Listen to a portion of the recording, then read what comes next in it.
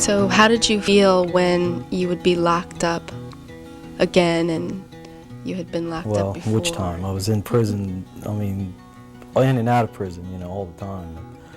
I can remember that sitting in the cell, always, you know, after getting put in there, and really upset, you know, I was locked up, I couldn't do anything, I was always thinking about the outside, and I'd always say a prayer. But I'd get out of jail and I would do it again. I would just right back into the same old thing. And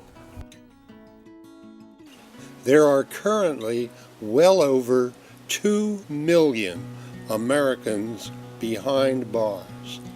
60% of these individuals will return to prison. A study shows that Thresholds can cut this rate in half. So what is Thresholds? Thresholds is a nonprofit organization of volunteers that teach decision-making skills in the prisons. So Thresholds came to Delaware County in the early 1970s. What happened was there were people in the community who were concerned about things that were going on in the prison. There was some negative press about the local prison, and they wanted to have some input into what was going on in the prison. And they heard about this program that a man named Mickey Burglas was doing up in Bucks County. And they invited him to come down to Delaware County and present his program, which was Thresholds. And from there they thought this would be a great way to have citizen involvement in the prison, where you have people from the community coming in to work with inmates one-on-one and teach a decision-making program. The way that the Thresholds program works, there's kind of two components to it. The inmates meet one-on-one with a volunteer teacher who comes in and meets with them once a week for about 1 to 2 hours at a time. And they use a workbook to teach a 6-step decision-making process. And then the one-on-one sessions are supplemented with a group class that's taught by some of our more experienced teachers. And that's when the inmates get a chance to interact with one another, hear differences of opinion by their fellow inmates, and just kind of get a reinforcement on the Thresholds program. When the first night after we had our micro sessions, that the greatest thing was to sit down with somebody from outside and have them interact with you like you're a human being, like you're somebody just like them, not an inmate. I knew when I try to talk to people and ask them to come and be a part of the program and volunteer, who, me? I'm not going into prison. I'm going behind those clanging doors and, you know, like that. But what you find behind those clanging doors is so much different than you expect. It's a human being looking for help. I myself was in prison, and back during the time, a lady that's a minister in Sharon Hill just wrote to me. She didn't even know me. She just wrote to me and said that she wanted to work with youth, and she just you know, told me different things about, even though I made a mistake, I could still make something out of myself. 6-7 week program that I teach, it allows you to be able to teach the person the tools. You know, I say that sometimes to my client. I'll say, look, I got a box full of tools here I want to show you how to use. The most important tool we use is a decisional model, first envisioned by Mickey Burglas, himself a former inmate. While doing time in New Orleans, Mickey observed that many of his fellow inmates tended to react without thinking when faced with a difficult situation. So later, as a graduate student at Harvard, he developed Thresholds as his doctoral dissertation. The essentials of Mickey's decision-making process remain the same today after 35 years of use in prisons, and it's evolved to the 6 steps we use today. Step 1, we call it define the situation. And as that implies, we try to focus in on defining the situation very clearly, looking at the gifts and the limits, the good, the bad, you could say. And we also divide it into the internal and the external aspects. Okay, the internal being your feelings, your emotions about the situation, and the external being those things outside of you. But the main thing is to define the situation clearly, because everything emanates from that. And this is Dorothy Seeley. She was my teacher, and she came out every week. I said that when she came and we shut the door, it was like I wasn't in prison anymore. My life is better than anything that I had planned. The symbol for step 2, what does it look like? Bullseye, a target, okay. Why do you suppose we use that for the symbol for step 2, which is set the goal? Gives you something to aim at, right? So it's a goal.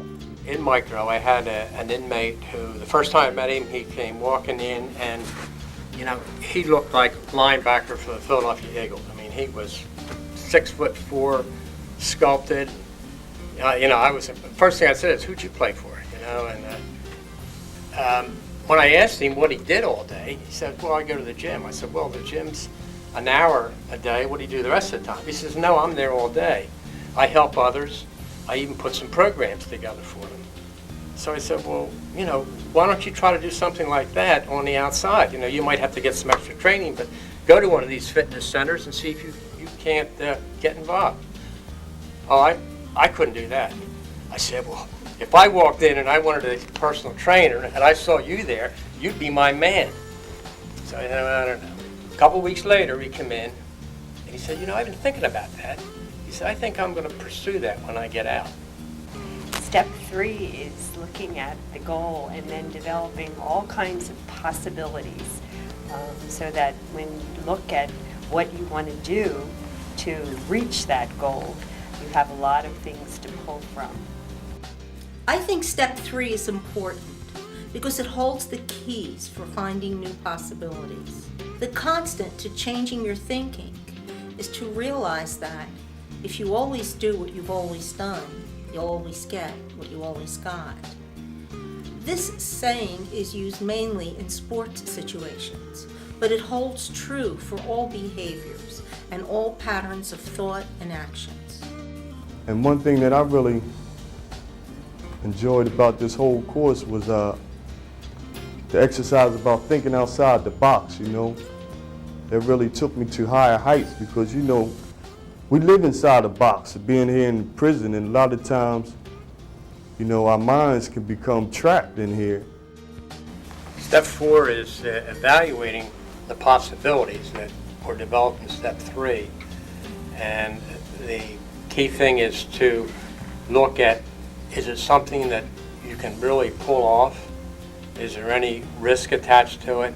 And how good are you going to feel about it? Who is really going to benefit? Is this solely for you, or do you have a family? Are there others involved? I know why I kept coming back. I kept coming back because I just kept doing the same thing over and over, and I never would basically didn't have the tools to change. Step 5, to decide, is a key step, because some people go through life, and I was one of them, that when I got to a hard decision, sometimes I just didn't decide at all.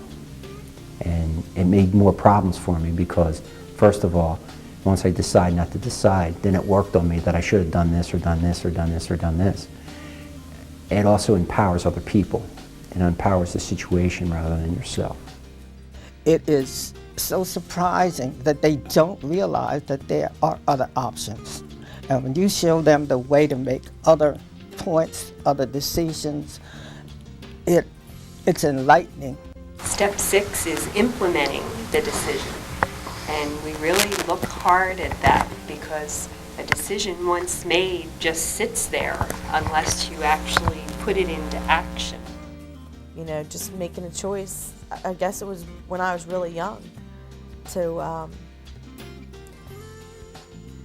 get involved with drugs and alcohol. That was the worst decision I ever made. I just know that she made the effort to be there every week, and she showed that she cared. I can't stress it enough how important it is to decide rather than react, because when you decide, you got control, and things change, and they really do change.